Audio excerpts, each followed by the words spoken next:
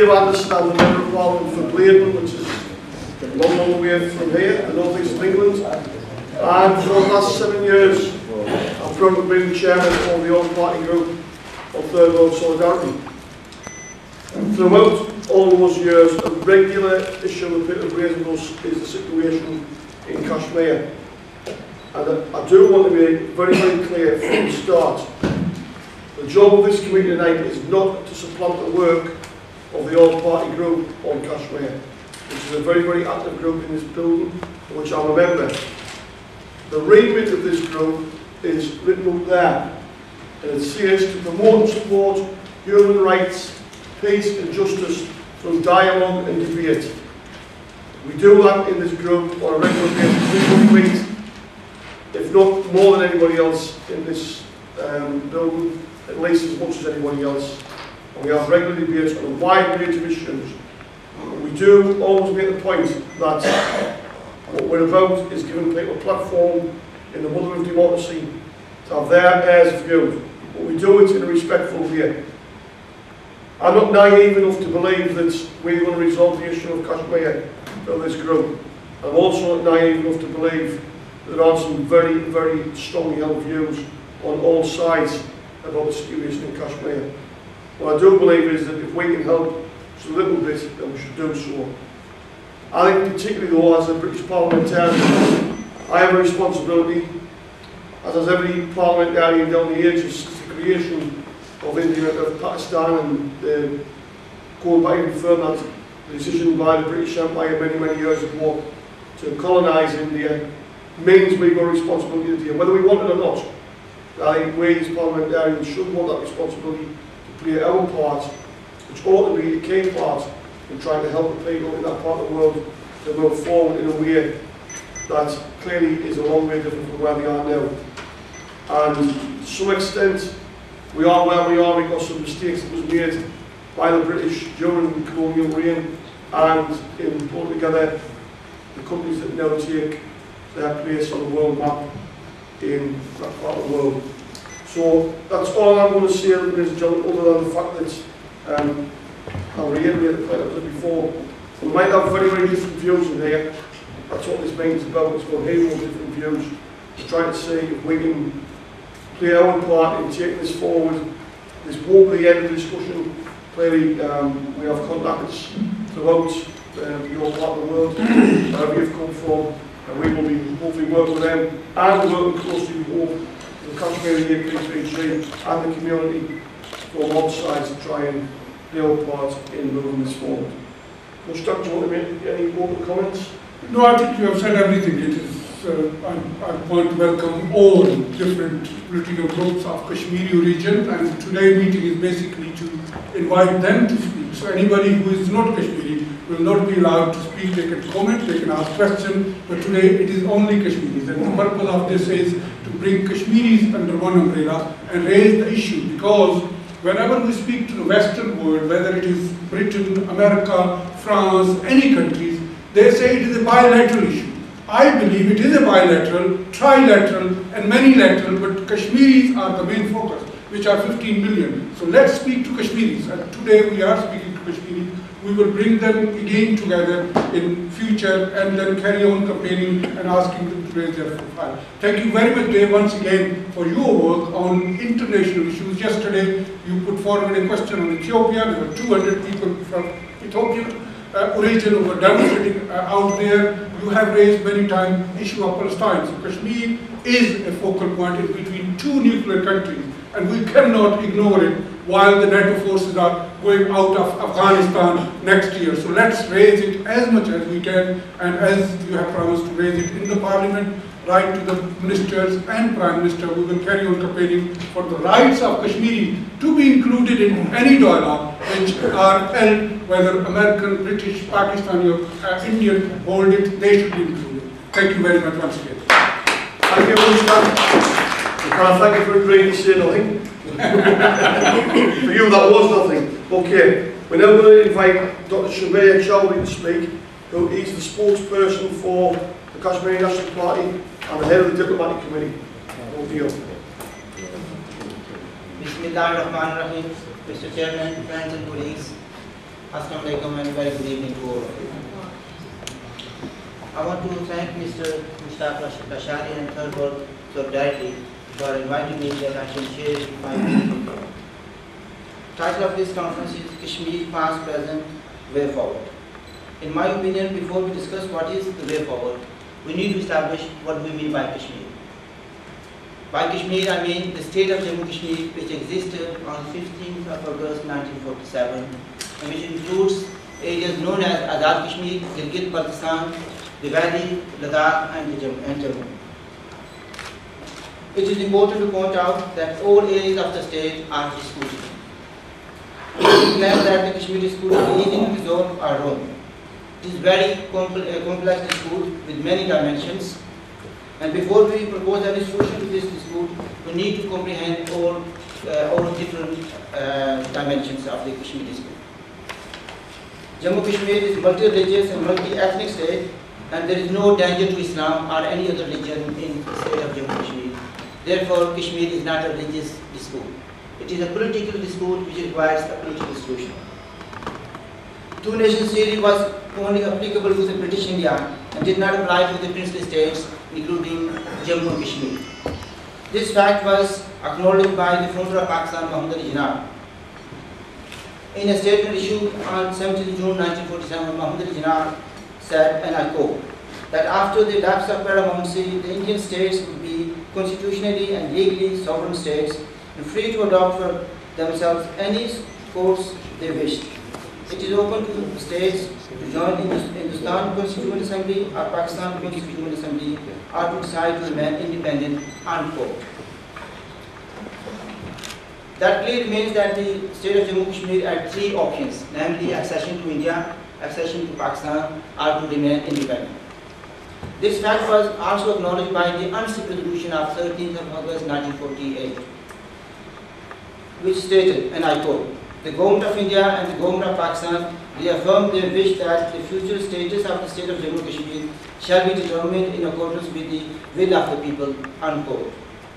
It is sad that the Kashmiri people's right of self-determination was curtailed in the next UNSIP resolution, which was passed on 5th of January 1949, which stated, and I quote again, the question of the accession of the state of Jammu Kashmir to India and Pakistan will be decided through the democratic method of free and impartial plebiscite, unquote.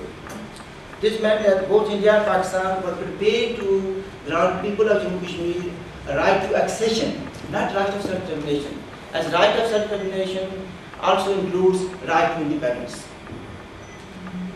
Since the Shimla Agreement of 1972, both India and Pakistan have transformed this Kashmir dispute as a bilateral dispute, just like many other disputes they have. And all the talks they had on Kashmir always ensured that the people of Jammu and Kashmir were not part of the dialogue. Mr. Chairman, resolution of the Kashmir dispute is essential for the peace and stability of the entire region. It is therefore imperative that Kashmir dispute is resolved in accordance with the wishes of the people of Jammu and Kashmir. As the people of Jammu and Kashmir are the principal party in the Kashmir dispute, we must be part of the dialogue process. Until such time that the Kashmir dispute is resolved, both India and Pakistan should take more Kashmir-centric, confidence-building measures and open all traditional routes linking all parts of the princely state of Jammu and Kashmir. Both countries should make easier the travelling process that people of the divided state could meet, socialize, and trade with each other. Life, liberty, and fundamental rights of all citizens of Jammu and Kashmir must be respected, and all political prisoners must be released, and those uprooted by the militancy must be rehabilitated. All parties to the Kashmir dispute should agree that there is no military solution to the Kashmir dispute, and make serious efforts to control and disband all those groups that promote religious hatred, intolerance, violence, and terrorism.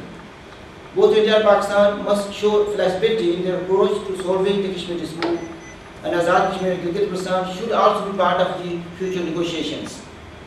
Both countries should allow people to hold regional conferences that the people of Jammu and Kashmir could promote peace and tolerance and build bridges of confidence and understanding. Until such time that the Kashmir dispute is resolved, Pakistan should discard Act 1974 and Gilgit-Baltistan Self-Empowerment Package 2009, and allow Azad Kashmir and Gilgit-Baltistan to merge and establish a united government that people of Jammu and Kashmir on this side of the LOC could manage their own affairs. Mr. Chairman, I thank you for your patience. Thank you very much. It's a good start. I now want to invite Dr. Sorry, I can't make much right. Z.U.Khan, the former advisor of Pakistan and President of Kashmir, who will address the meeting. Thank you very much. Chairman, most distinguished ladies and gentlemen, centuries-old history of Kashmir is more fascinating than the story of Indian subcontinent, simply because the bizarre nature of the unique sale of around 87,000 square miles of land with all its living and dead resources for merely a sum of a few hundred pounds. It was 75,000 Nanak Shahi, which only comes to a few hundred pounds, by the British government. And as the chairman has said, that is the responsibility of the British government, whether we like it or not. Today, ladies and gentlemen, due to the constraints of time, I can only go back to the partition of India in 1947 and the start of the Kashmir issue. Because the three subjects have to be covered by the current position, the past, and the future. For convenience, I will call 1947 to 2013, or 2012 past, 2013 the current year as present, and from tomorrow the future. My brief talk is based on four facts. First is the two-nation theory. I totally disagree with my friend Dr. Shabir Choudhry that this was not covered by that. And where he quoted Qaeda Muhammad Ali Jinnah, I will ask him to read the Constitution of Islamic Republic of Pakistan and the Indian Constitution, and I can give him the section which clearly states that it was there.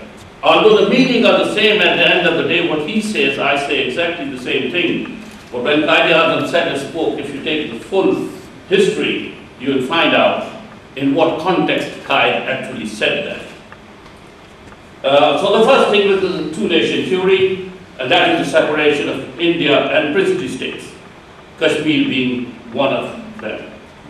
Second, violation of partition plan by the British Empire before 1947, as a matter of fact, giving India a Muslim majority district of Gurdaspur to provide a direct corridor or a land route to Kashmir. Otherwise Indian would not have walked into that particular area. That's the second proof that Kashmir is a part and parcel of it. Otherwise, there was no need for it.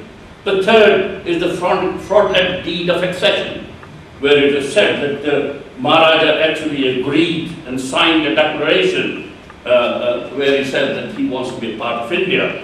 And our own learned Professor Alistair Lamb of London University has written a book on it, and I suggest that you read that as well and see that the Indian claim is totally baseless, because the Maharaja was neither there nor in the surrounding. How could he sign it and document? The document he signed is not signed by him. Anyway, further, and the fourth one, 1948, that's the 3rd of August, and 5th of January 1949, these are the two resolutions we rely on. These are the United Nations resolutions. And we rely heavily on them, and we did not implement them for a very long time. What do you have to pay for that? 1965 war between India and Pakistan, 1971 war between India and Pakistan, where Pakistan lost its east part of it, which is now called Bangladesh. And in 1999, the Cllr conflict, which is being debated now in Pakistan at the moment. 6 decades of atrocities committed by the Indian troops in the occupied Kashmir in the form of sustained slaughter, rape, arson, and extrajudicial killing. And I don't need to give you the facts here in the 8 minutes or so. They speak for themselves. But anybody who was interested in can ask the question, and I'll give you the facts. Well, ladies and gentlemen, that is which is the past there. In December '89, however, saw the start of an indigenous and popular resistance movement in the occupied Kashmir, because they were now pushed to the wall to the extent that there was no option left. Despite such hopeless situation, ladies and gentlemen, we always believed the Kashmiris, the Pakistanis and the Indians, they always believed that the peace initiative is one forum which should continue to work at all levels, and settlement was required, Chairman, on UN resolution level. As I said, what we lost at the UN resolution was more than what we can describe here. Ladies and gentlemen, it's interesting to note that this time other options were being considered as well. On international forums, diplomatic engagements, which are commonly known as track 2 diplomacy, serious consideration were given to options like 21 members assembly from both sides of Kashmir. So both will sit in one particular building from occupied Kashmir and Azad Kashmir. Division of Kashmir, UN trusteeship, demilitarization, Vienna model arrangements between joint control of the country, regional autonomy between self-governments, bilateral talks in Shimla, Natash Khan, Agra, Islamabad and New Delhi. Well, ladies and gentlemen, in April 2003, New World Order actually started a bus between Srinagar and Muzaffarabad, and all parties concerned in the international community hailed it as the best success and the best CBM confidence building measure. In April 2005, new bus service between Muzaffarabad and a major CBM was another way forward.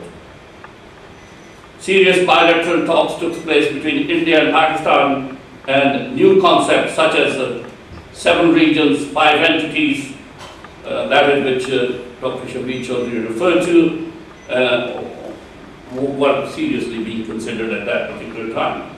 Both the countries were extremely optimistic, but unfortunately, for one reason or another, without approving and without apportioning the blame at this stage, all concerned failed to crack the nut. So near, but yet so far. I'm trying to be as neutral as possible, Dr. Choudhry, you'll agree with me.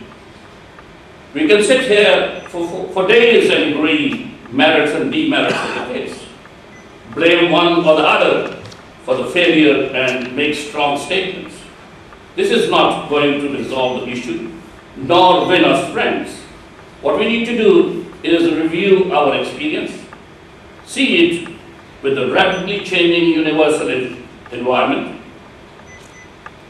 We look at sources of economic prosperity, positive provision of the developing human rights issues, that is your subject of your own select committee, and ways to find the choices for justice, peace, and develop a case with a view to persuade people, opinion makers, selected parliamentarians, and through them the responsible government and the respective and responsible governments to help resolve the issue.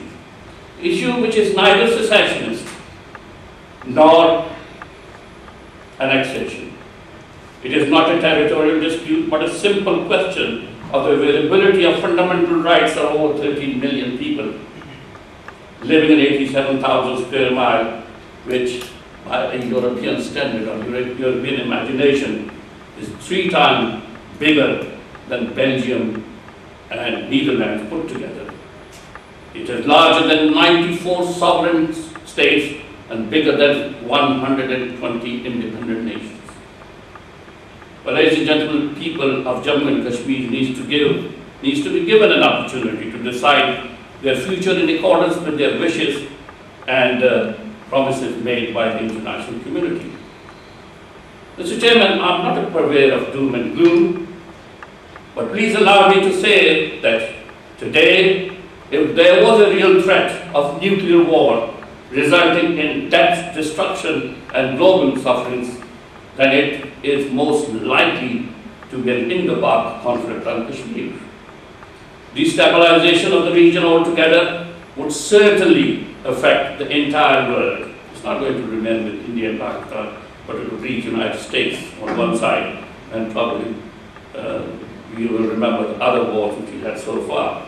Therefore, all good and great people and great nations need to join hands and minds to brainstorm a solution acceptable to all, but particularly to the people of Kashmir. Ladies and gentlemen, we have tried everything so far. But what we haven't tried is the implementation of the United Nations resolutions. Why don't we try it this time? After all, everybody says that if the United Nations is the will of the people concerned, well, let the will be tried. And people can exceed, as my friend Dr. Choudhry has said, let the people decide whether they want to accede to India or whether they want to accede to Pakistan. Well, if that is what they wish, then the United Nations resolutions actually provide that forum. Only thing what we have to do is that somehow persuade all concerned that this is the right way forward. I have personal belief, ladies and gentlemen, that the United States of America and UK can play a leading role as long as they are convinced that status quo on this is no longer acceptable to Kashmiris. Because that is probably, we are led to believe that it is. And a just settlement will enhance the prospect of universal peace, justice and equality. I must, Mr. Lashari, appreciate this particular meeting and thank you for arranging it, bringing all opinions on a neutral platform. It's a great help to persuade the governments. We must do it regularly and we must coordinate such efforts. Third word, solidarity, needs to be congratulated for this initiative. I think what we have to do is that, the second and the third and the fourth and the fifth meeting we have should be focused on specific subjects where we can bring it all together. And that is what we have to do.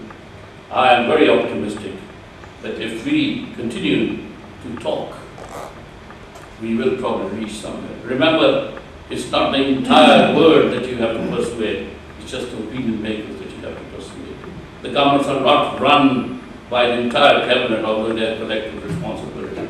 I think we have to find, Mr. Chairman, the right people for that.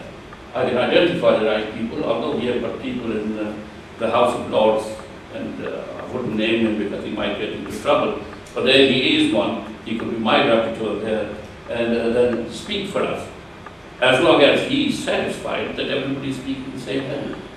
Well, thank you very much indeed, and I hope that we will take this forward and we will start next time where we ended today. Thank you. Thank you very much. So I'll now ask my Vice Chairman, Lord Hussain of Luton, to speak, who is a colleague from House of Lords. Thank you. Thank you, Mr. Chairman. First of all, can I apologise for being late? I was in the meeting, but I did indicate to Mr. Lashari that I would be slightly late. Some of you who know me, they know my connection and affiliation with the whole of Kashmir. I'm one of only a very few members of the House of Lords who happen to have been born in Kashmir.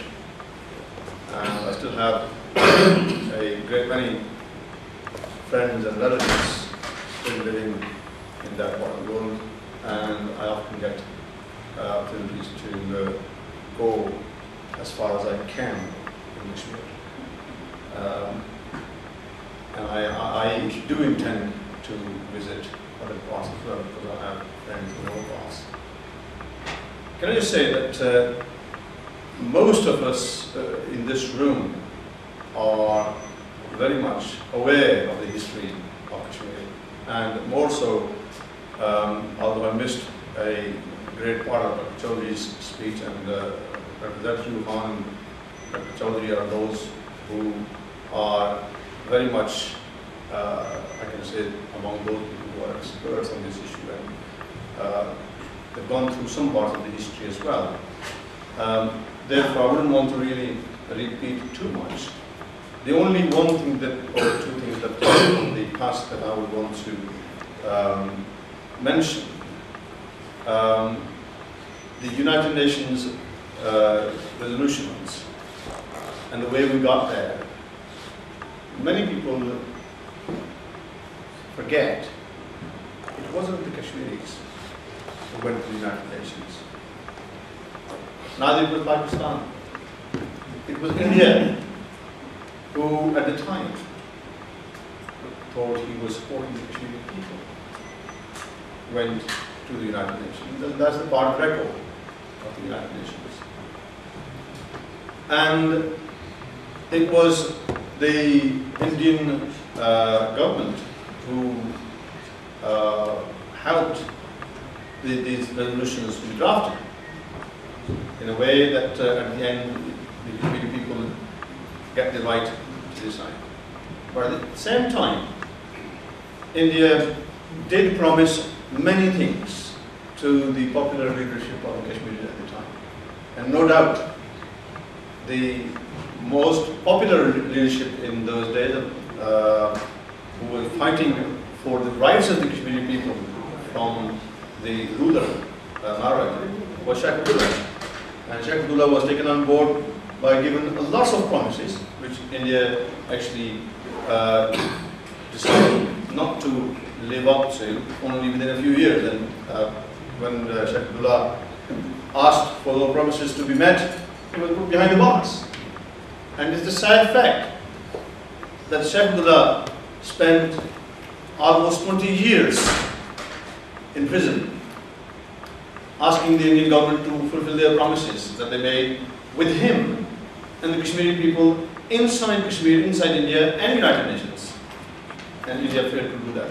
And since then, it has been changing its stand on Kashmir from a disputed area to an integral part, and then all sorts of things have happened since then. And may I just also suggest, clarify here, that the other options have not emerged in the last 10-20 years at all. It was the United Nations rapporteur at the time, Mr. Dixon, who visited Kashmir on many occasions and met both sides of the what it was line of ceasefire line. Now it's known as line of action control. The Indian and Pakistani leadership and Kashmiris, and he came up no less than about a dozen different options what can happen to Kashmir. And you can imagine it wasn't only one solution, the plebiscite. There were other options being discussed even in the early 50s and right up to 60s. They were discussing the Dixon plan. Pakistan government as well as the Indian government was prepared to talk about them until the Indian government decided to close the book and said, forget it, it's our integral part and nobody can talk about it. And the biggest problem so far, I'll come into the present situation, we talked about the war, we talked about the atrocities. We need to look at the reality. The reality is that independent bodies such as the international human rights organizations, namely the Amnesty International, the latest report that they have produced in 2010 is called the Law Less Law. It's that thick book. One can go through case by case, hundreds of cases of atrocities, maltreatment, human rights violations on the part of the Indian forces there. And the irony is that those forces are being given legal protection under the Indian Constitution. under the Special Forces, let me get it right, it is the Armed Forces Special Power Act, which allows Indian forces to do whatever they want, freehand. They cannot be challenged in any court of law, according to the Amnesty International report. And we know that as well, but since it's verified by the Amnesty International.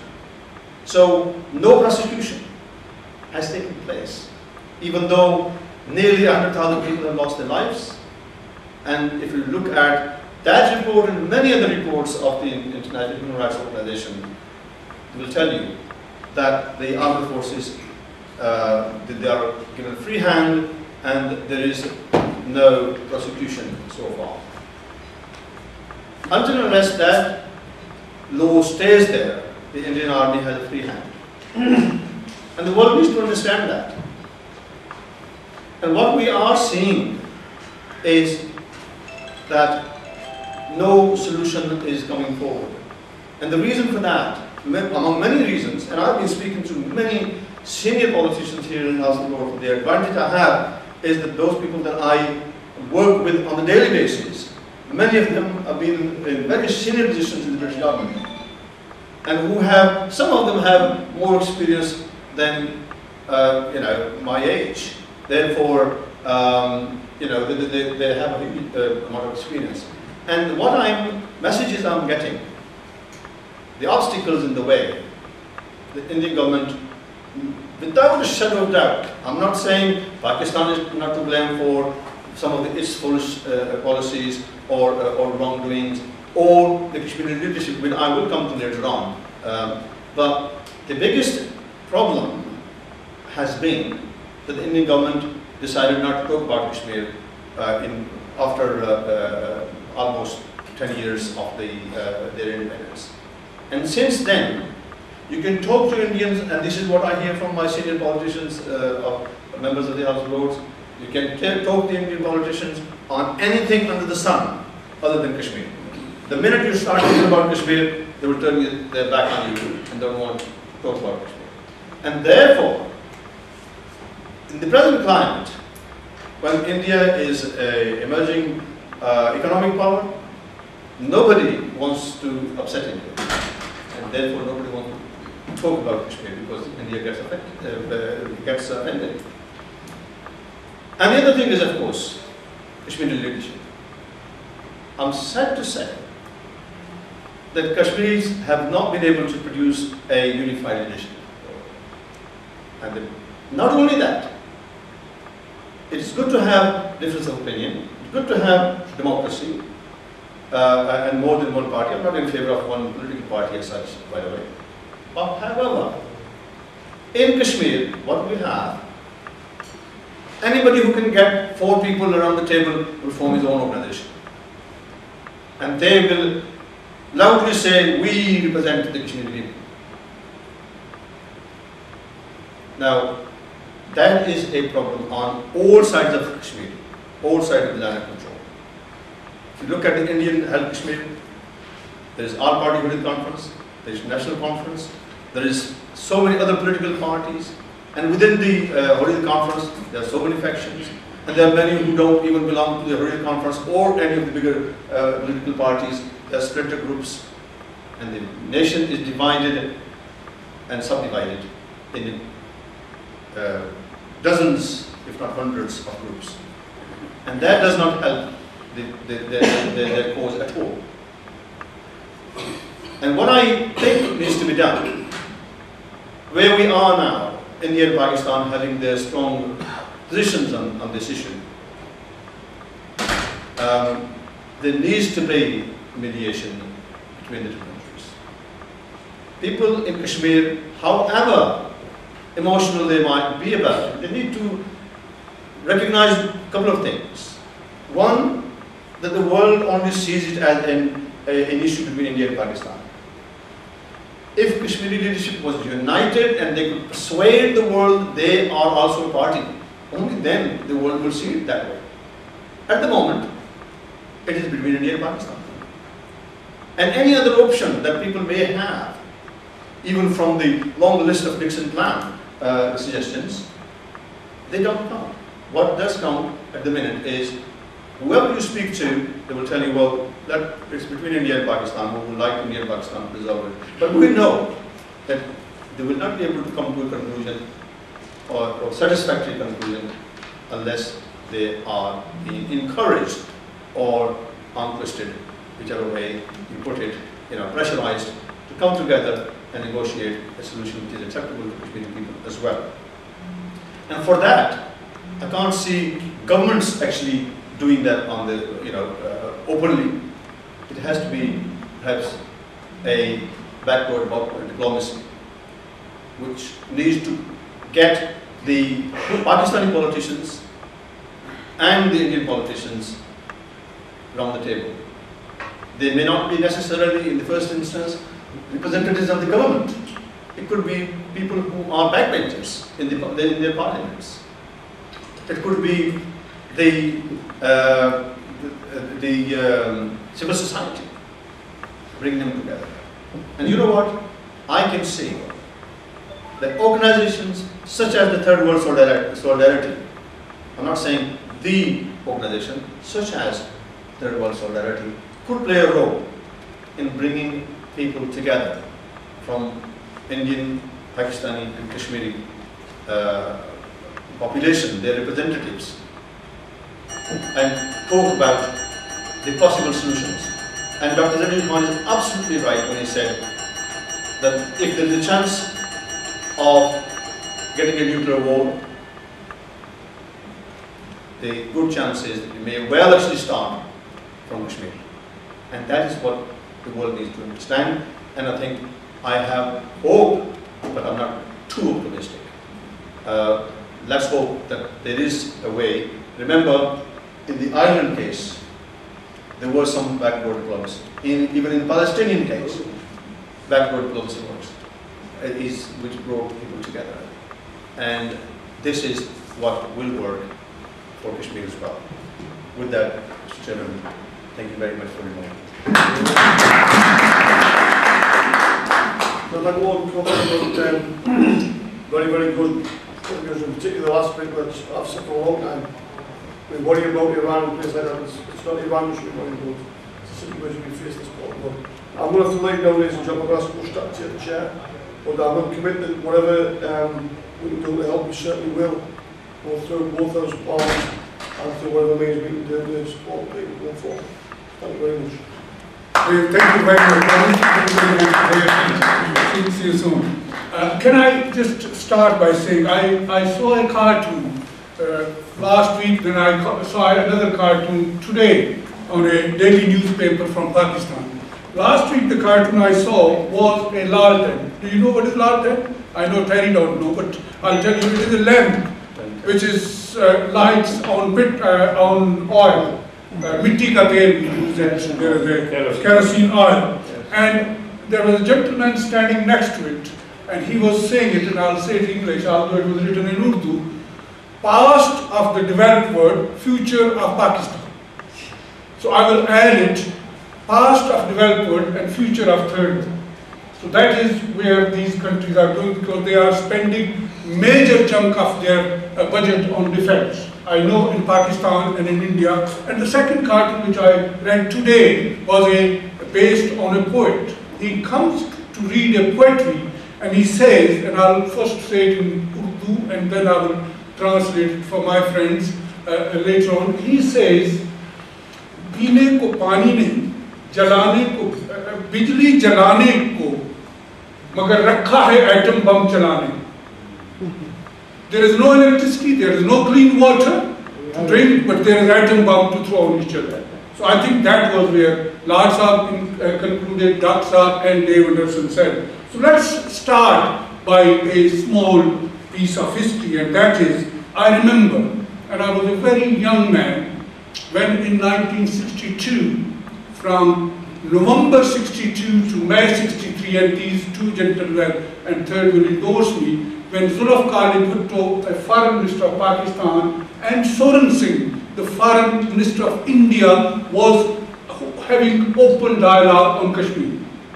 And that was the only time when India and Pakistan had direct law, although there was other Shimla agreement in between Indira Gandhi and Zulfikar Bhutto, but that was the only period, and the result was nothing. They eventually ended over 6-month dialogue without reaching to any agreement. So we know that this is a dispute which is the longest apart from with Palestine. So let's eight times we had direct talks.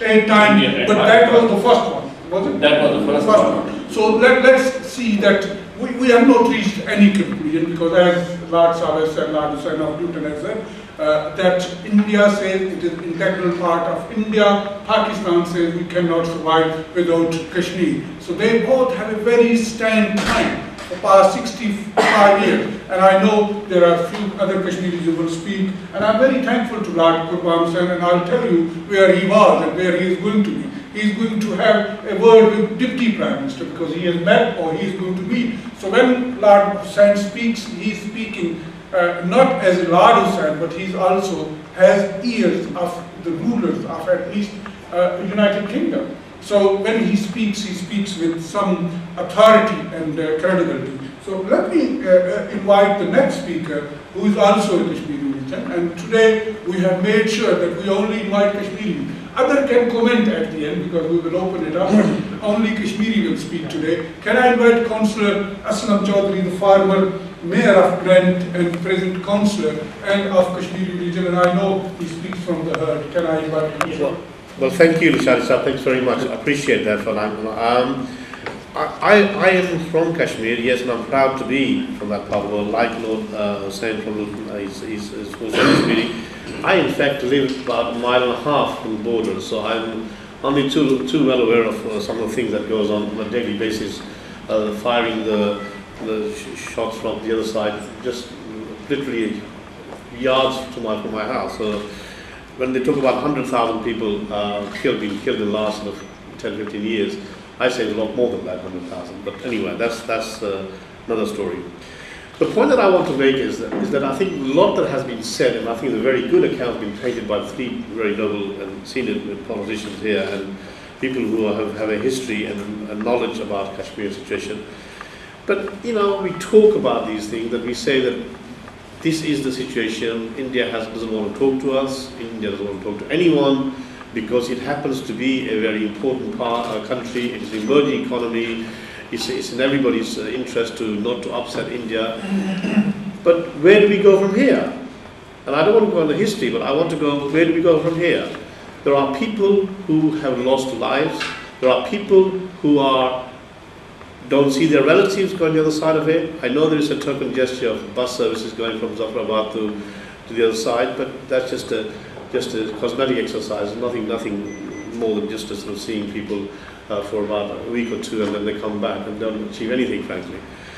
I do believe that I think the West can play a big part than they are currently playing. The balance of power has shifted dramatically over the last 10 years or so, and now everything that I think happens around America, or decisions are made in America, and to some degree in London. And I think we can, in this country, who have voice, can influence those decision-making process by speaking to our politicians, speaking to our MPs, local MPs, and also the European Parliament, by saying that, you know, this is a situation when the situation of East Timor has been resolved to a fair degree, when to some degree the situation of Palestine is being tackled and taken seriously by people, and I think hopefully something will come out of that. When the situation of Kosovo and Bosnia and other places of this is being taken seriously, and some progress is made, why on earth are we not making any significant progress in that part of the world? Well, part of the reason is possibly because there's no oil, there's no gold, there's no real important things there. Strategically, it's very important. Yes, the country is very close to China, and therefore I think it's important to have to Kashmir as one important part, and maybe in the eyes of Americans, and maybe in the eyes of a lot of other people, they don't want to upset India for that reason. They want, close ties with India, and therefore Kashmir, they see it as an important part. And so before they jump on another country and beat the hell out of them. if I may say so. So I think that's another issue. I'm not being facetious or I'm not being difficult, but I think this is a fact. So this is what we need to look at it. We are now not making any progress, and whether we like it or not, I think the situation is we are every 2 or 3 months or every year or so we have meetings of this kind to talk about this thing, but really we know there is no significant progress being made on that. And the reason why significant progress isn't being made on that is because, unfortunately, people who we are talking to are not taking us seriously at all. And that's a fact. We can't get away from that. You know, when we talk to the Prime Minister, we talk to the political opposition, they end up saying, well, that is an internal issue of India and Pakistan, we can't do it. Why on earth the 5 permanent members of the United Nations cannot make a decision? And if they all got together and did something to make it happen, I feel absolutely sure that something can be done there. You know, and I think we can really raise up this item on the agenda of the United Nations and we can talk about it. But it's nothing happening. We are just playing a lip service. And frankly, that's not the way to go about it. That's not the way to go about it. I mean, you know, I happen to be I'm a councillor from the Labour Party, and when our discussion takes place with manifesto, one of the items that I think we talk about is Kashmir. Let's ask our party to to include this item in the agenda and ask our local politicians and national politicians what are they going to do about Kashmir. And everybody said, oh yeah, we will do this, we will do that, we will do this, we'll speak to different people, but nothing happens. We definitely now need to press the accelerator and go further on. And that's my message. I think let's not just simply have this meeting every 2-3 months and achieve absolutely zilch, because that's what I really think. I don't want to be sort of a downbeat and dampen your enthusiasm in any way, but that is a fact, and I think we need to do a bit more of that. Thank you very much. Can I ask you to come here, because it looks a bit empty here. So he is the member of Executive Committee of Third World Solidarity, so I welcome him as well. With Sandra Secretary and American. Can I just first of all let you know, Councillor Afzal, that while we were talking, there were 2 male and female sitting at the back and they left. They are both Americans, and one of them has served in Afghanistan from 2003 to 4. Other is a doctor born in Scotland but now works there, and they have the ears of Senate and Congress, and they have promised that they will hold a meeting in June on this issue, while Dave Anderson has promised that he will go to there and speak to them. So second is, and before I invite Lord Hussain, we want to clarify something before he leaves, is that this is, I think, the 3rd ever meeting of Third World Solidarity in 27 years on Kashmir. The last meeting which Saundra will speak in a minute was when we had a Kashmiris with fists to each other and we were trying to ask them not to. So I'm very pleased that today 2 different points of view are sitting on the same table and speaking, and we are good friends as well. So what I'm doing, it is a good start. Absolutely. In 2030, I'm not sort of and because NATO forces are leaving next year Afghanistan, and we want to highlight it at the right time that people listen to us, and we will. So Lord Hussain, want to the only one thing that Councillor Aslam mentioned, and many people out there also raise the same question, but they need to understand one thing. Why the UN runs to resolve some issues, whilst Kashmir reinforces and the Kashmiris. The nature of the Kashmir resolutions is such. The resolutions on Kashmir are under Chapter 6, which is only an advisory section, whilst the use of force requires Section 7. If the issues are discussed and decided under Section 7, then they use the force if they're not implemented. So our issue is decided under Section 6, and that does not permit any force. Just to clarify. Thank you very much, Prof. Give him a big hand and now people in the powers. So can I invite Shahid Iqbal, I think who is a Kashmiri working on human rights, to speak briefly, and then I will open it to everybody. Sandra, you want to say something? After Shahid Iqbal. You can come here if you like, Shahid Iqbal, to the microphone and people can listen more carefully. He's another Kashmiri from, I think, from Srinagar. Thank you, Lodhi Sahab. Because I was not one of the speakers in the list. So I'm the victim of Indian Army, Occupational Army in Kashmir. I had loads of history and biodatas. I've worked on facts and figures, what's happening by the occupational forces in Kashmir. So I wish that more British parliamentarians would have been here in the civil society, because Dr. Shabir Choudhry, Dr. Z.U.Khan, everybody talks about the bilateral and trilateral. Yeah, no doubt Pakistan is our friend and is one of our friends. But on the top comes the British. British come on the top and they were ruling the whole world. So it was not Mountbatten and his wife Edwina. On 27th of October 1947, she was with the Indian Army when they went to Kashmir. So because there are so-called human rights champions around the world, might is right. What's happening around the world? When it comes to our people, they're silent. There is yellow media, the journalism. But when it comes to East Timor, when it comes to their own interests in the Middle East, they are there.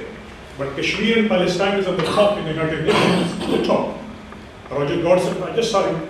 He was always saying, oh, go to America, America will do this, America will do that. But America knows it is, the New World Order, according to New World Order, everything's happening. They know. All the intellectuals here, the cream of the nation, Dr. Shabir Choudhry, Dr. Z.U.Khan, Councillor Afzal, my friend Councillor, they have, it's a brainstorm, they do well work. I remember when I went with Lord Qurban to resident of Shabir Choudhry in Ilford. And after that, Lord Nazir taking all parties, sort of solving the Kashmir problem. Dr. Z.U.Khan, Councillor Afzal all the time, 3 or 4 times, we started from our homes. But the problem is who will build the care, because everybody knows what is happening. We need to educate the civil society of West, mostly Europe, because they don't know, they only think of one of the convert Muslim, British, very intellectual, I won't give her name. He said, before I converted, I was thinking the Muslims, they are mostly terrorists, main terrorist countries, so I didn't give a damn to these countries. But when I saw, I educated, somebody said it's the most peaceful religion.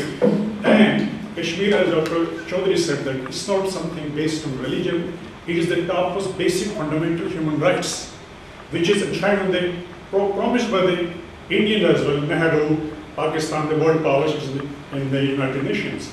But the ultimate tragedy is not the oppression, the cruelty of the bad people, but silence or bad of the good people.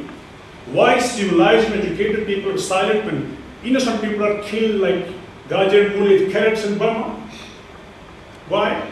Because if something happens here in Buxton, all the world is in the newspapers, but every day, no day passes when in Kashmir an innocent woman is not being raped. An innocent woman.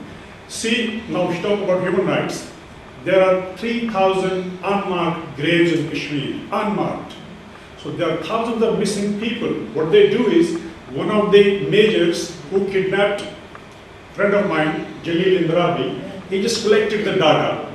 He was going to the United Nations, Geneva, and during the night, the army came and a major, they kidnapped him, and he was killed. The next day, his body was thrown into the river Jhelum.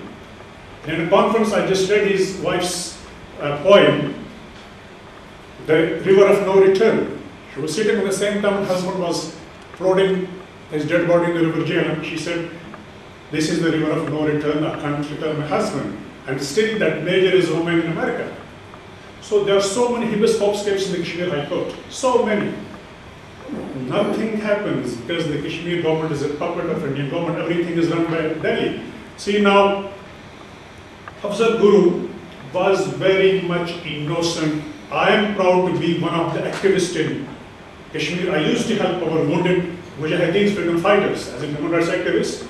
I used to take medicines in their homes. I distributed 2 shops of my medical shops to them because we are allowed to the United Nations to take weapons if you are dominated, if your rights, basic rights have been snatched. So for 18 days, the longest curfew, after the longest curfew in 90, when it designates at, Dr. Kurban said there are so many parties, we are divided. It is done by very strategically how they divide. They never know who is who in my line, somebody becoming my friend in dividing us, but the 2008 uprising was 15 lakh people on the roads. I, with my family, with my children, we went there, and there is United Nations Observers Group in Somawar, Srinagar. Some of the Hurriyat parties were not allowed, and because my children, and we had this London Human Rights, we were allowed. And then my son was not allowed, he was at stage 10. And I said, he's the most youngest human rights activist from London. Then he spoke. He said, you claim the largest democracy on earth, okay? From 1 month, schools are closed. We want to donate our blood to the hospitals. We are not allowed. What kind of democracy is this? Why are you taking guns? My son, he was very young. So the thing is, there's a human rights organization from the government. So what they do is, they're dictated. And then the other thing what they're doing is, the cultural aggression on the youths, because there was a lot of unemployment. So they have been introduced by corruption. So Mr. Lashari said that I will just try to highlight some of the points in my book because I respect the time.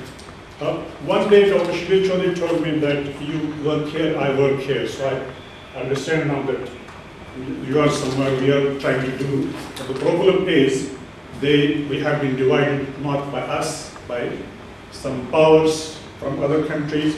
So the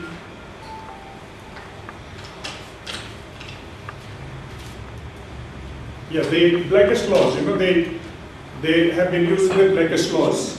Among them, the Arms Disturbed Area Act, and one of them is Public Safety Act. Disturbed Act was there, but under Public Safety Act, prosecutors were not allowed to go to the court. And anybody who looks like a freedom fighter, because in Mujahid he's arrested. So the cultural aggression on this type of blackest laws. Common soldiers allowed. He went in, our boys in their Nishad garden were playing on the road a cricket because it was curfew. So the major asked to his soldier, give him the gun. He killed him on the spot. And then after that, for the first time, Kashmiri judges and the lords and the solicitors, they came out and they said, we will fight this case. Before that, they were not allowed to say a word, even the media. They break all these offices of the media people, the newspapers. And one day when they started, there were 13 channels. When I went last time, I had a press conference. So everybody was arrested. I came to remember it back.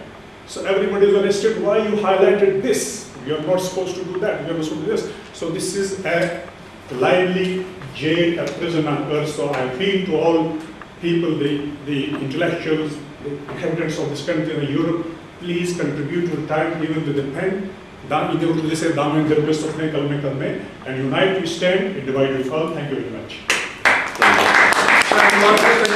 Thank you very much. Obviously, you have got a personal experience because you live there. And what we are trying to do in the third world solidarity, I can assure you, we are not speaking for you. We will not speak for you. It is you who will speak. But it has to be Kashmiris and from your side. And I know there is a victimization happening. Yesterday I had a presentation. I just mentioned when you came that Ethiopians are saying that 5% of their population has been ruling them for past 25 years. Last night I was in a presentation and the doctor was here from Palestine.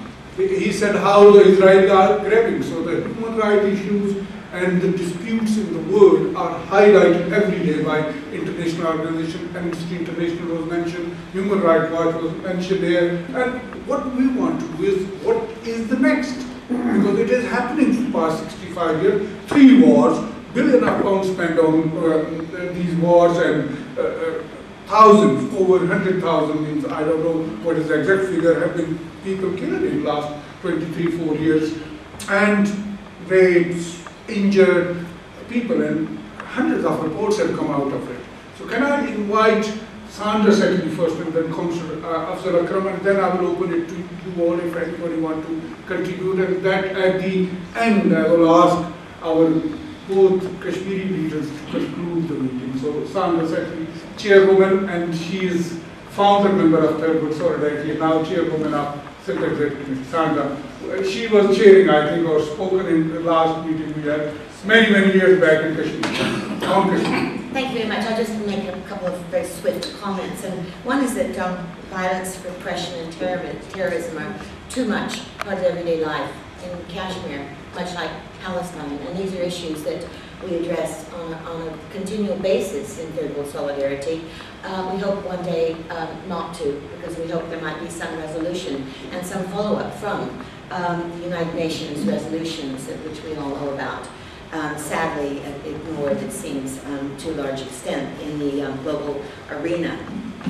In February, to mark Kashmiri National Day, we held a press briefing here at the Commons, where Lord Ahmed and Lord Hussain talked about their work and asked for various initiatives.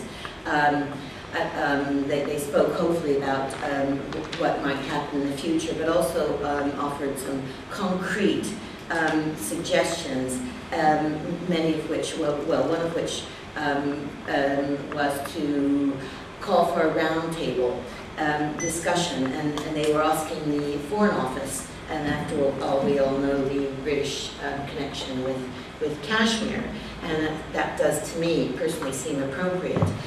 They wanted to have a roundhouse discussion with Indians, Kashmiris, and Pakistans to come together. It's a simple suggestion, but one that might somehow do something that hasn't happened before. I mean, it's an unknown, but anything is better than nothing, is what I always say. It's a mantra, as it were. This particular meeting highlighted any number of problems that exist in Kashmir at the moment, of which this audience are apprised. So I would just like to say that it's the leader of the country, Abdullah, I think, is still in place. It's another nearly 2 years before there's an election. I understand that the soldiers work with impunity. I understand, I've seen reports that say since 1989, 50,000 people, and on other occasions I've seen 100,000 people are unaccounted for and have died. I know that there are massive unmarked graves, Hague, which we have done in the past, and keep hammering away to hope that one day this supposed global democracy, which is a bit of a far-fetched statement these days, so it seems. But we hope very sincerely that there may be more democracy in Kashmir, and we say, I think we say at Third World Solidarity, that we want the people of Kashmir to decide. Thank you. Thank you very much. Councillor Afzal Akram from Buxton Forest, is a cabinet member as well, and I know there are a lot of Kashmiris live in Buxton. They certainly are. Thank you, Mr. Chairman. I wasn't expecting to speak, but thank you for your kind invitation. Yes, I believe we have the second or third largest Kashmiri population living in India on here. I'm not going to talk in detail about the Kashmir issue because experts sitting around the table have already eloquently put the point across. However, as a British-born Pakistani with Kashmiri descent in my mid-40s, I have grown up listening to the issue of Kashmir, whether that be in family circles, meetings, political meetings, and a lot of the time what I've heard is conflicting views, conflicting strategies of what one should do, what one shouldn't do, who should help us, who shouldn't help us, and why we're in the issue that we are. And I've stayed away from it personally, from a personal position, and listened and thought on how we're going to get this resolved. Don't have an answer. However, and Lord Kurban touched on this earlier, I think if we're waiting as Kashmiris for somebody else to come in and solve this, whether that be the British, the US, or any other superpower out there, then maybe, and I hope I'm wrong, I may be another 40 years before something gets done. I believe, from my perspective, the biggest issue for this, and for the superpowers to come in and do something, There's got to be something in it for them. I'm sorry, I'm one of those people who believe that nobody does something for nothing. If there was oil, Councillor Akram mentioned earlier, gold or other minerals in Kashmir, I guarantee you'll get sold within the next year, 6 months, 3 months. Because there will be an interest for somebody, somewhere, and they'll all be pushing to go in and solve it. If it was in the interest of India and Pakistan, I would say as well, to get this resolved quickly, do you know what? They'd actually get around the table and solve it. If it was easy to solve, they would solve it. What we as Kashmiris not doing is making it easy for anyone to actually say why we can do this. Because I've heard a lot of conflicting views from Kashmiris. I'm a firm believer that the Kashmiris should decide their own future, and what they decide we should support. I'm a firm believer of that. It shouldn't be Pakistan and India, it should be the people living in Kashmir.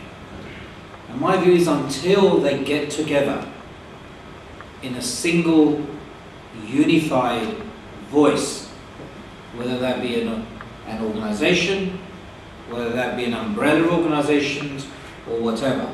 And I'm all for democracy, I'm all for the different groups, but as Dr. Rahman said, and I've heard it in my own family circles, everyone wants to do their bit for Kashmir, and everyone believes that they can do it better than the person next door, and hence we have a myriad of organizations, groups and voices speaking. As a local councillor, I get lots of different people coming and talking to me and asking for help. As parliamentarians, I'm sure parliamentarians get lots of different groups asking to come and help. Which one are they going to help, is my view. Until you get a single unified voice which gives the same message and asks for the same thing for Kashmir, I'm sorry, no parliamentarian anywhere in the world is going to be able to do anything about it because it's conflicting. Which one should they listen to? Which one should they support? So I think we have to get our own house in order first. Have our own, and I use the word friendly, battles, discussions, and set a strategy in place. Choose the right leadership to represent all our views, and it shouldn't be about, I will do this, I must do this, it must be my family or my group. It's a we scenario. Until we get to that we scenario, I'm sorry to say that I think for the next 40 years, I'll be attending such meetings if I'm still alive and hearing the same issue. So for me, get unified, agree a strategy, fight it out amongst yourselves, but agree a strategy, and then go and approach in a unified way. So it's one voice approaching the parliamentarians in UK, UN, US, China, or wherever else it may be. Until you have that single voice, I don't think anyone's obliged to talk. Thank you. Thank you very much, Councillor Afzal Akram. I think today is the start of a process. Third World Solidarity's main aim is to raise the awareness. And raising awareness is done through public meetings like this today. I've got friends from Congo, I've got students, I've got Kashmiri friends, but the main friends who are here, and I'm very appreciative of them, are sitting behind me. The journalists who will write our meeting today on the newspapers tomorrow. I hope one day we will get it in the British media as well, because I know that the British media doesn't take seriously, and the reason is the same, we just identified that because we have got so many voices, they don't know what and where. They have raised the human rights issues, they have raised other atrocities there, but they have never come up that what is the solution, what is the way forward. So let's hope that this process will raise the awareness, it will bring the Kashmiris together, that they can speak, not with one word, but they can come to a consensus, because dialogues are the basis which can bring the people on a level where they can agree to even disagree. So there are many people who can agree to disagree, that we have a different point of view. Let's put somebody else, as Lord Hussain has said, and David also said, that they can bring in mediators. Let's talk what is the best way, and I think there will be another meeting of Third World Solidarity at dinner where I'm trying to bring in the trade unions, because the trade union is another aspect which is missed. So can I open the meeting, and if anybody wants to comment or say something, just say your name and then speak, and then I will invite both speakers to conclude. Yes, My name is Haji Sarwar. Haji Sarwar. And I am from Lancashire. I am one of the founder of Cllr early 76. And so far I have been working for freedom of my country. I bring very short words. To me, listening to speeches of different kind, I come forward to it. Because today you're talking about the future. So I don't want to go to past. I don't want to bring to the Security Council. I don't want to bring into the Britain, India and Pakistan. Because this is what they have done, We are here to how we go about it. To me, the British media is important. If you people sitting here get the media with you, that's the first question. The second question is, you write to the Pakistan because he is the best friend of Kashmiris. The army of JK, it used to be an army of JK. Bring it back. Give them a name back to the AK army. The second thing is, if they are friend to us, recognize Kashmiris. Then Kashmiri can put up the question to the whole world. At the moment here we're talking, when we go back, I've been working the last 35 years, listening and speaking. We need to go forward. Blaming to others is no good.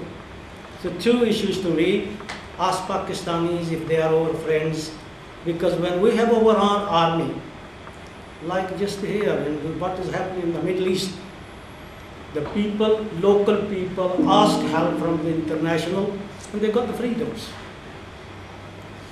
As long as the Kashmiris, one question I asked to one of the Indian ministers in Indian embassy 4 years ago. I asked him, what is the solution? He said, get the Kashmiri in one platform. I said to him, how we can get into that platform? ISI in Pakistan, RAW in India, they're not getting us to get together. You listen what we are saying. What is the best for the region? He said, well, neither us or Pakistan, whoever running the government, they're not going to lose the government. That is the big issue. They don't want to lose the governments. But there again, we can ask the Pakistan, easiest way, let us, the area where we live, let us to get together. Why are you making us into the part? If Pakistan takes initiative, we can get together. I asked one question, similar question to ex-Prime Minister of Pakistan, Mr. Shabir Choudhry. I asked him, what is mean, what the eastern area, western area? Why do you call Gilgit-Baltistan as the western and eastern areas? He said, I don't know. I said, well, today can you promise to me, ask Mr. Prime Minister, President Musharraf, to give something to the people of Baltistan and Gilgit? And he promised to me. He said, yes, he will put this forward. But today, at least those people have got something to, they have got the parliament. So you people sitting here, talking on the back, bring something on the table. So to me, I put you two things. When you put into the media, ask Pakistani government to recognize Kashmiris, so the Kashmiri can put up their own agenda into the international communities. Especially we're sitting here, all the good brains here. We can form so good form.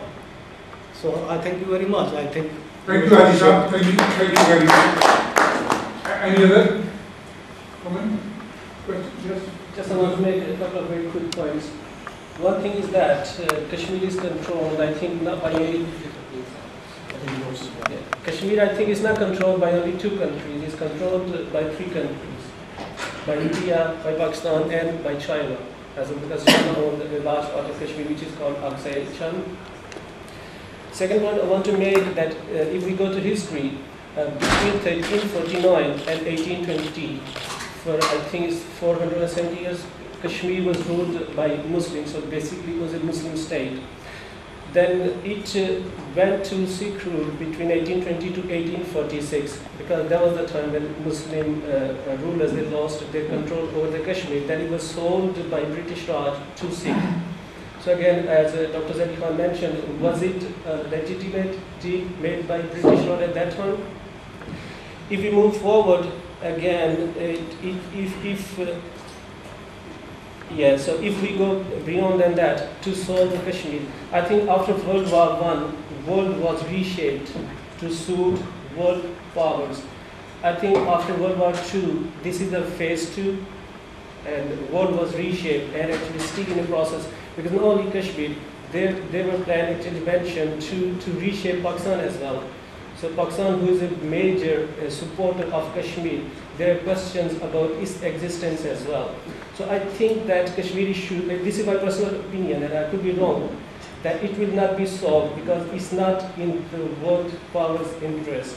And second reason is that it's a Muslim state. As my friend mentioned, that it's not a Muslim, actually it's a Muslim problem. If it was a Muslim state, if India was Pakistan and Pakistan was India, this issue would have solved long ago. Because it's the other way around, and it's a Muslim problem. Well, I say most of the Muslim issues in this century are not solved. That's it. Thank you very much for Abdul Razak. He's a very strong supporter of tribal solidarity. Any other? Yes, sir. Yes, Sayyid Arshad Nadeem. I'm the chairman of Greenfront Mosque, London Sunni Masjid Council, and the Union of Muslim Organization. I'm from India, but my wife from Kashmir. Regarding this issue about the Kashmir raping and killing, a lot of happening there. Actually, I went to India, I spoke to a lot of Indian ministers, and I tried to find the human rights group in India. And I got a shock to find out there is no human rights, there is no Amnesty International, there is not an independent human rights in India. Then I went to a High Court judge, okay? So he told me to go to one of the human rights group in Delhi. So I went there. There's a lot of police there, so I have to get a permission. So I went there and I started talking to all these officers there. One of them is from Kashmir. He was a very powerful officer. I stood there for like in 2 hours. When I spoke to him, he said, Arshad, look, I know Kashmir, there's so much problem there. I can't do anything because I'm going to lose my wages and my pension. I'm going to soon retire, and everything paid by the government. I said, what kind of human rights is that? You know, if you pay by the government, so what's the point of having a big board with the human rights? Then he said, look, best to speak to another High Court judge who's a Hindu. He's very, very good. He will help you. I went there, stood there for like 3-4 hours. Again, and a lot of police was there. Then I lost my temper, and I went straight away to speak to the judge. And the judge says, you know, he can't do anything because it's too much political issues involved in there. So then I tried to lobby with all the ministers. I went right up to the Mr. Hassan, which is the personal advisor to the Sonia Gandhi, who's running the whole India.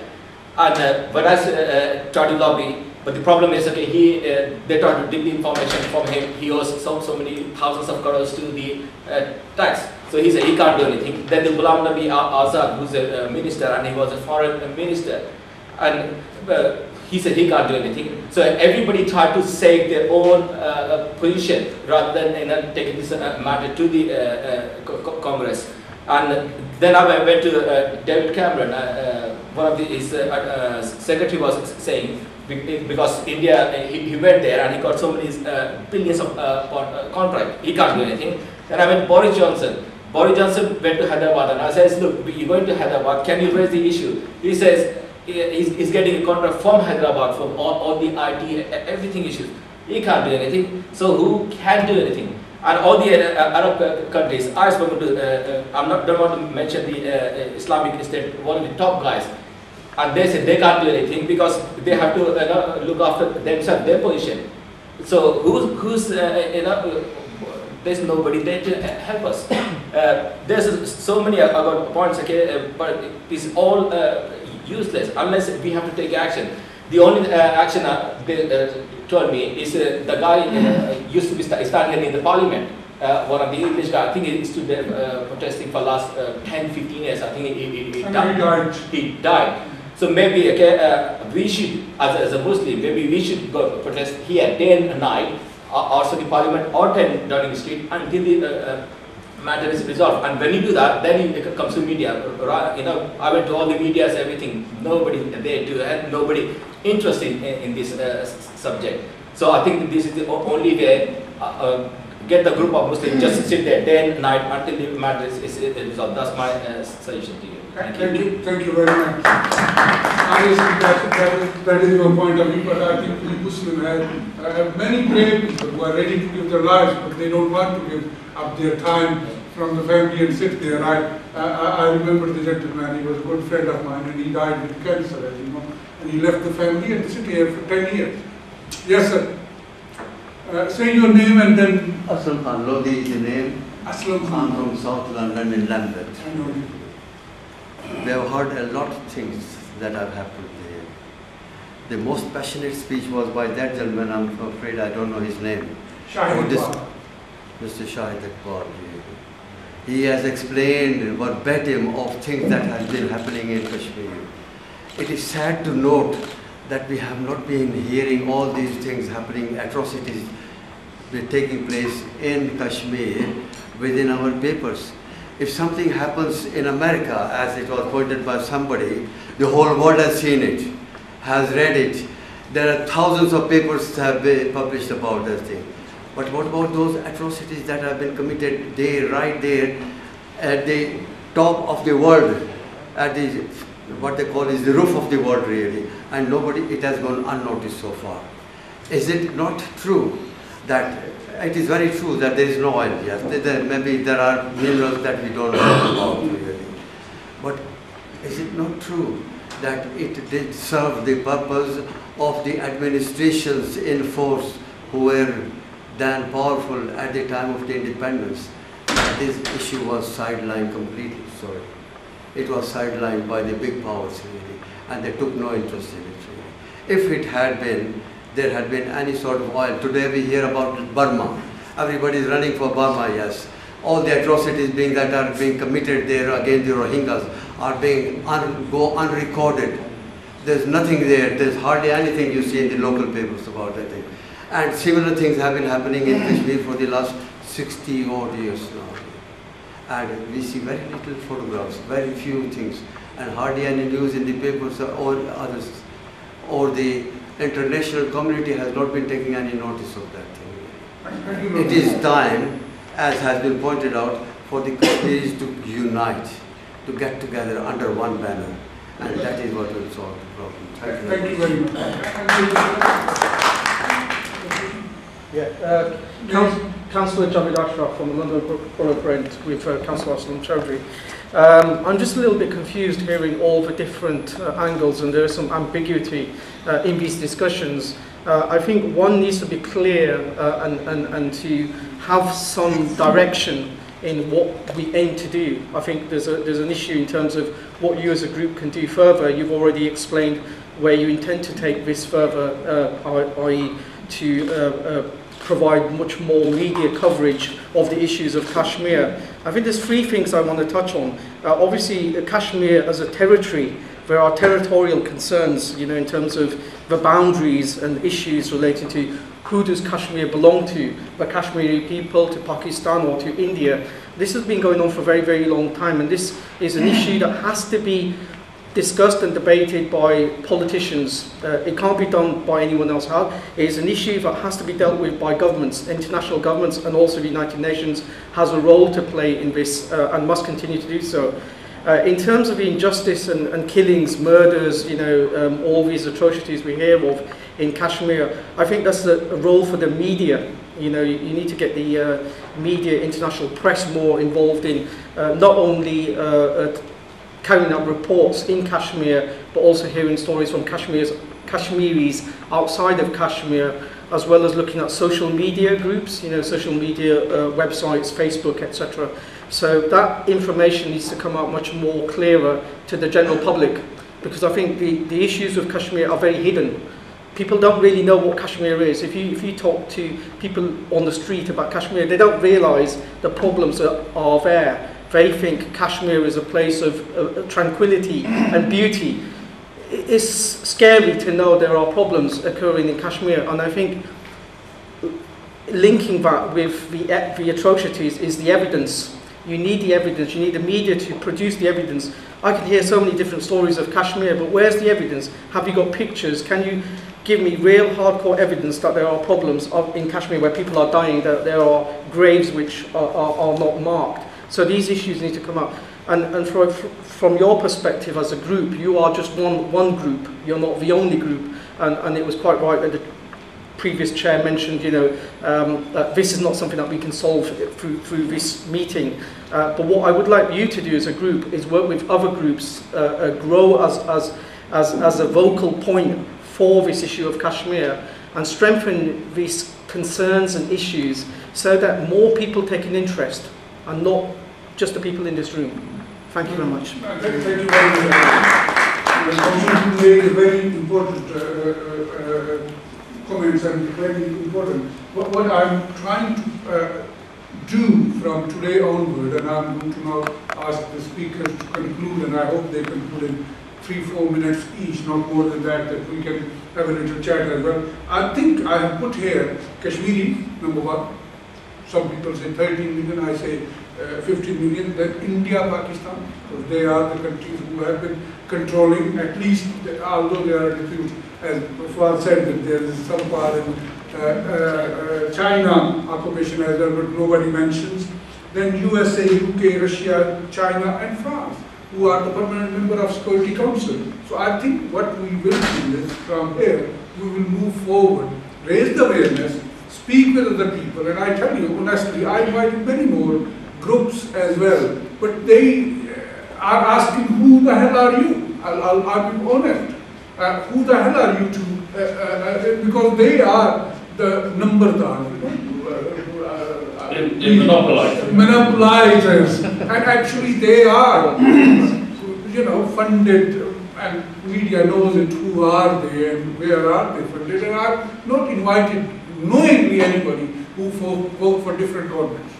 I have only invited, and you heard that Lal Kurbana said was meeting the government second most important person, but I didn't invite any minister. But we will move from here and meet the ministers. We will take this to senators and congressmen in USA. We will also, I really welcome your comments, and we would love to have some Indian participation. And I know they are frightened, and the government of Pakistan, foreign minister will not come and speak on Kashmir because they know that here the people will ask challenging questions from the audience.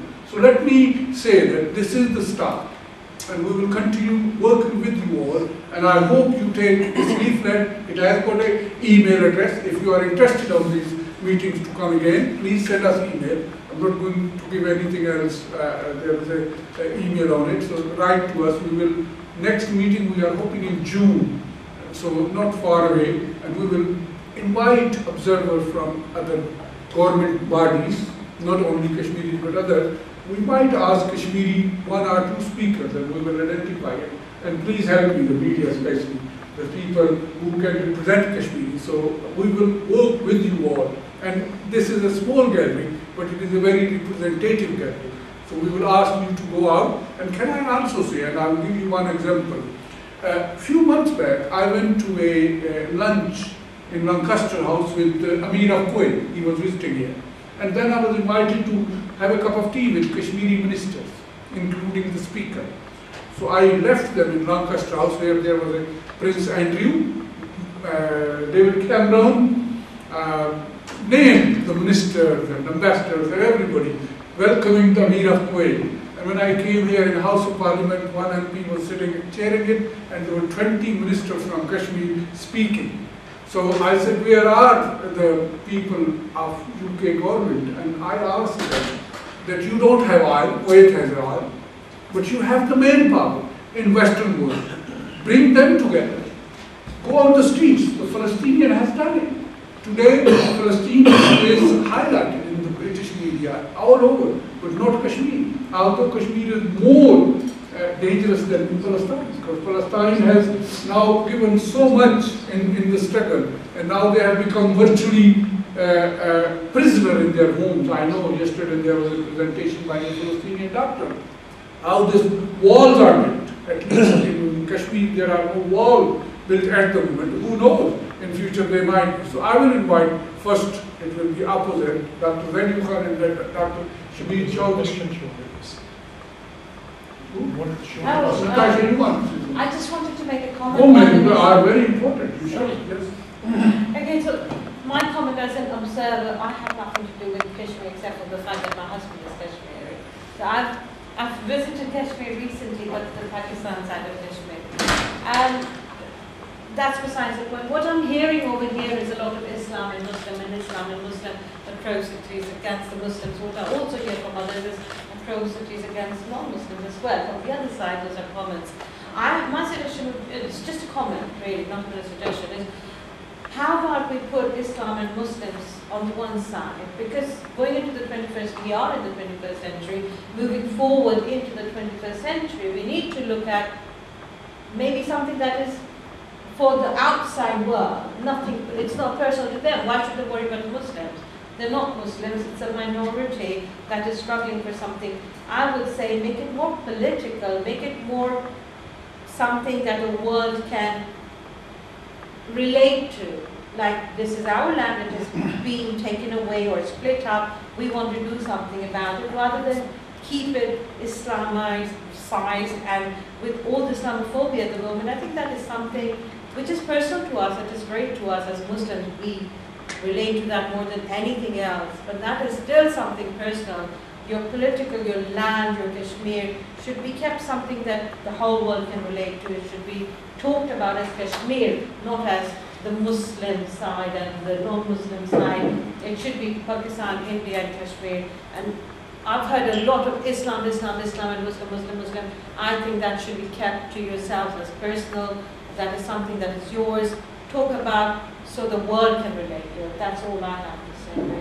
Thank you very much. That help us to do that, because obviously you are very important and everybody is very important, but help us to do it, to raise it as a human issue, not as a Muslim issue. Yes, I totally agree. Just one comment, like Brother Councillor was saying about the evidence. On BBC, I think a couple of months ago, they showed a documentary about raping and killing on BBC One YouTube channel. On Channel 4, BBC One also showed that on Channel 4, like Brother says, and they made an Indian movie. They're showing it now every other week on the Indian channels. That they made a movie and they have prosecuted Indian army who was killing and raping in this. There is evidence there on the movie. Hussain said it, that there are reports of Amnesty International, but they are not publicly known. So we should raise this issue more as much as we can to the public, and I think you are one of the very important part of that. And Amnesty International, I've spoken to them. I said, why can't you have offices in India? They say, okay, they're supporting Indian human rights, but they can't, Indian government doesn't allow that. So we need to force them to go and visit open offices in India. Dr. Z.U.Khan. Thank you very much. Ladies and gentlemen, we all come from different backgrounds. From different views. And the perception varies from person to person. But it's very heartening to know today that despite all that the perception varies, more or less the result we require is the same. What we need to do is, as an individual, what we need to do. Not the governments, whether it's government of Pakistan, government of India, government of Great Britain, or government of the United States of America. What we need to do is what we are prepared to do. How much we are prepared to learn. And you ask if there was this evidence available. Evidence is available in abundance. And there are a number of publications which are available, but I'll refer to three that you need to look into. First of all, on nameless graves, a Indian lady in the United States have written a book. It's called Unnamed Graves. And that book's telling you all. The European Parliament had the first motion agreed through the European Parliament and asked India to respond to that. There are about 300 pages of that. The details have been given. So you can look at the European, and as a matter of fact, the European Union not only did that, but at the same time they said, if you do not reply on such and such date, this is what is going to happen. Well, India quite cleverly refused to give them the information because they said this is nothing to do with the European Union as such, but nevertheless we wanted to find out where the facts are. The facts are there. There are a number of things which have come forward today, as far as I am concerned. Now people talk about India that it will not change because it's a superpower and India doesn't listen to anybody. I disagree with that totally. It would be self-defeating to accept that India would not change or go to the united and universal Kashmir. India lives in the global village of today with great ambition, not only economically and territorially, but at the same time wants a permanent seat in the United Nations Security Council. I think she is very, very prepared to give way if you tackle them rightly, to change.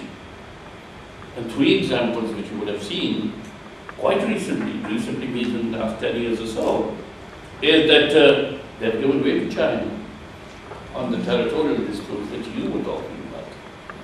They're actually importing now and exporting to European Union, United States of America, United Kingdom, and so on and so forth. They're on their favorite list. So they are giving way. Forget about the India, which was a communist supporter in India at one particular time, Soviet Russian friends. So they have changed. All we need to do, need to know where we can engage them. And to engage them, I think we need to be self-critical, as we are today, and see if we have gone wrong anywhere. And if we have gone wrong anywhere, then are we prepared to correct ourselves as well at the same time? We shouldn't just stick to our own point of view if the evidence from the other side is greater than that. So that is what we are doing. You have to ask yourself this question, whether we are prepared to accept, change our perception, keeping the facts in mind. Are we really able to leave everything to any government? And particularly in this case, the 2 governments we're talking about, do they need help? Are you prepared to help? Have the people effectively taken over on any subject so far, the effective one? The answer is no. Have we agreed on the clarity of purpose, even today? If we haven't agreed on a clarity of purpose, forget about how many hours we have sat here. We have achieved nothing. Do we have an agreed strategy? Do we have a time-bound action plan? What are we going to do in the next year, 2 years, 3 years, 4 years' time? And are we consistent in our approach? Well, ladies and gentlemen, if the answer to any of these questions is not affirmative, then I'm afraid we have a problem. And I think we have to resolve that problem. And once we resolve that problem, then we are likely to come to a consensus quickly. It might be 10 meetings or 25 meetings, whatever the case may be, and that's what we need to do. So that's what we have to do. And finally, I'd just like to comment on my sister's observation that whether we can take Islam out of it or not, you can't. The very existence of the two-country and two-nation theory is on religion, not on anything else. There are more Muslims living in India than Muslims living in Pakistan. It's not a question of coexistence. There are more Muslims who have lived ever under the Mughal regime and other Muslims, but that is not what it is. This was created for that particular purpose, and Kashmir is a part and parcel of that. So you can't. What you have to do is this. You have to say that you are a true Muslim and your act should be that. Unfortunately, I don't want to go into religion, but the difficulty I find is this, that we are hypocrites. What we do is, we pretend to be Muslim, but we are not Muslims. We belong to a sect, but as long as we belong to that particular sect that is not Islam, and everybody should come down and they should say, well, we are not. So I think what we have to do is we have to look at people and they have to look at our deeds. If you can do that, because we are talking about human rights, where does human rights come from? Human rights came from the religions. Be it a Buddha religion, be it a Hindu religion, be it an Islamic religion, be it a Judaism or be it Christianity. Without that, there are no human rights. You can't really give human rights unless you have got some basis for it.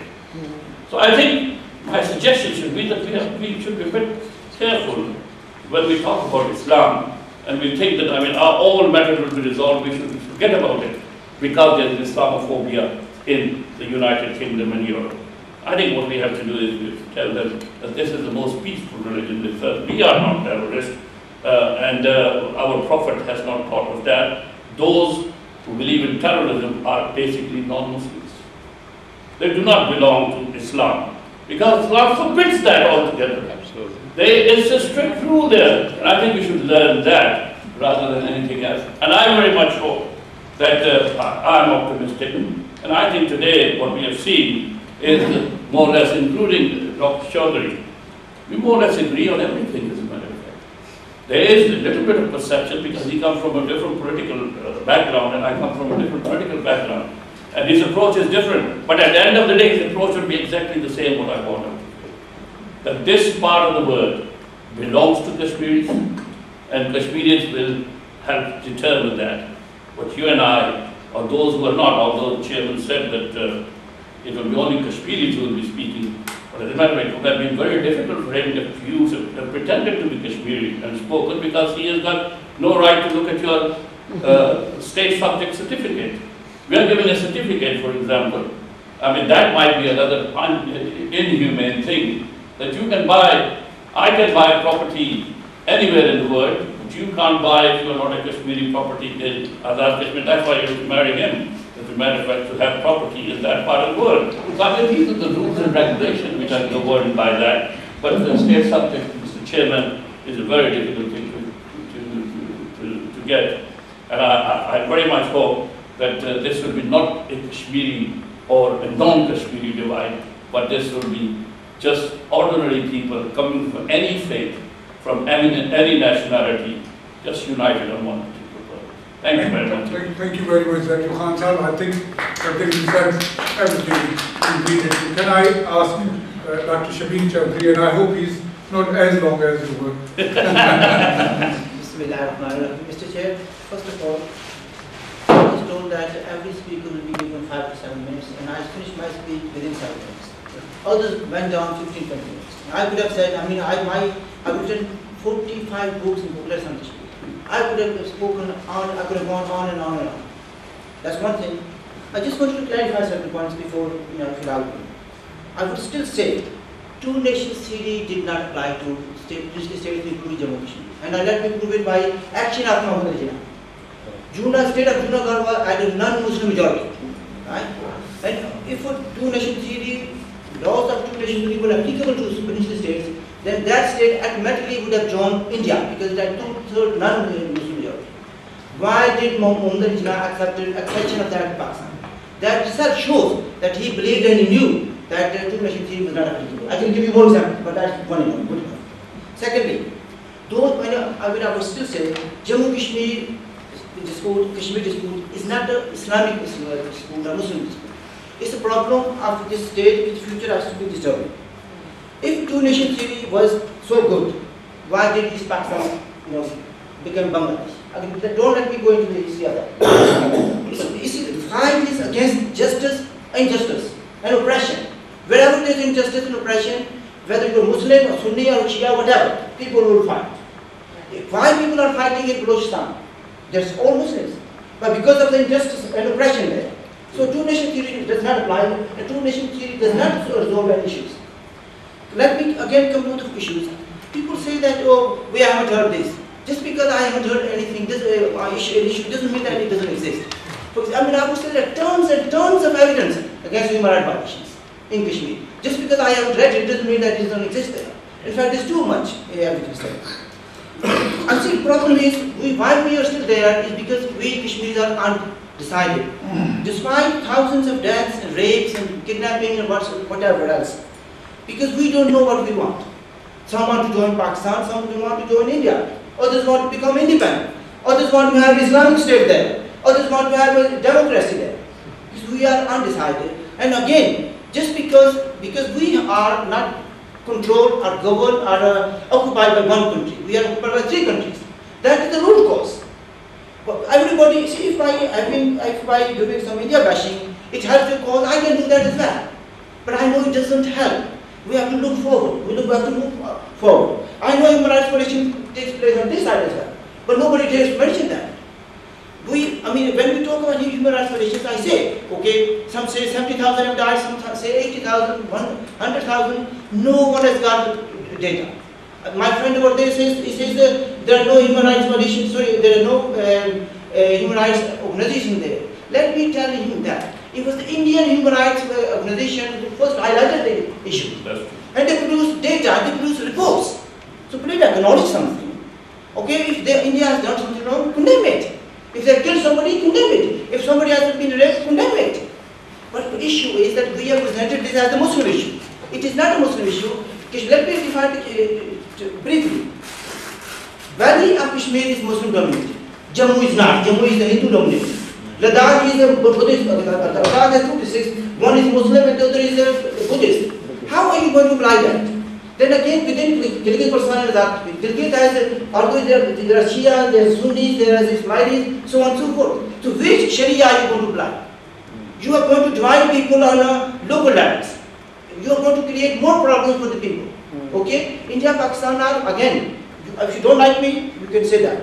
Let me put it very clearly. Both India and Pakistan are occupied, and so is China. Right?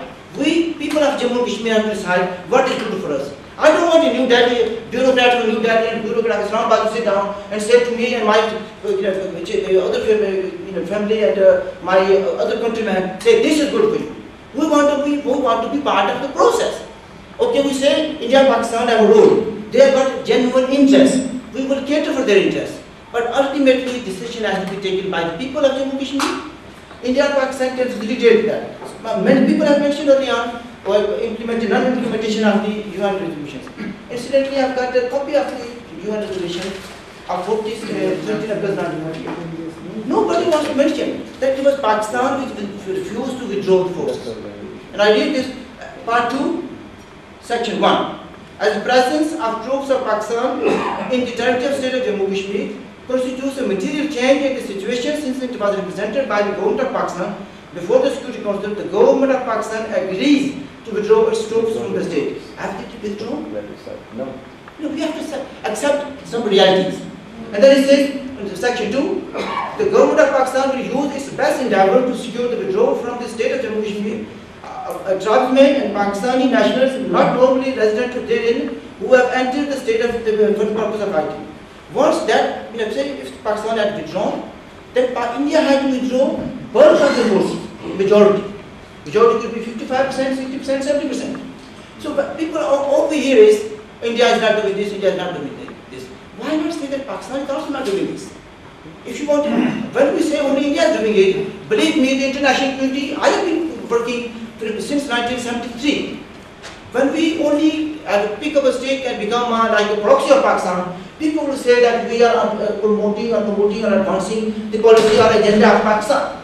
We need to show some neutrality, that we feel that both India and Pakistan have a control, are administer territory, but we want to get independence from both of them.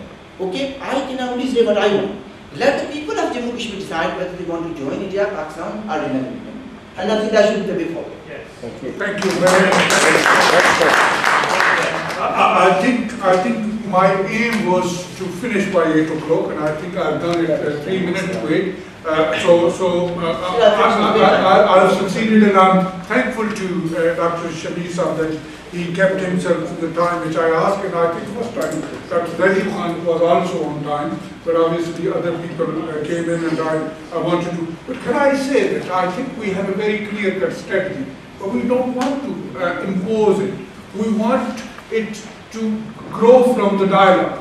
And today was the first day of dialogue. Next time we will have a round table, a conference with different point of views from Kashmiris. I wanted to highlight that we are starting this process of coming and moving forward. I know that in 21st century, the issues can be thrown backward, or issues can be thrown forward.